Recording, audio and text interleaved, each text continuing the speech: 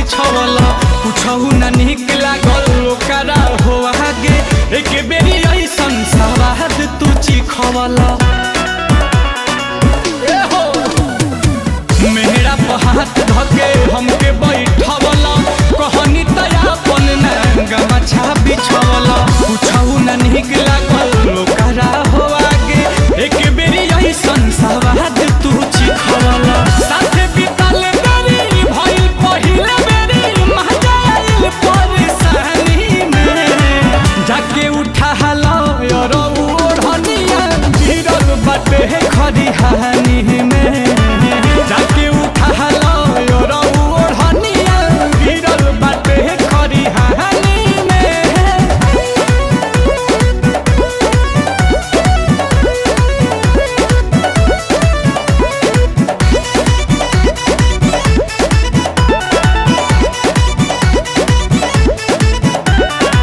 कबहु कुंदन तोहार मन नहीं भरे एही रे रहनिया जीव हमार जरे बात नहीं माने तू बहुते अखरे नीलकमल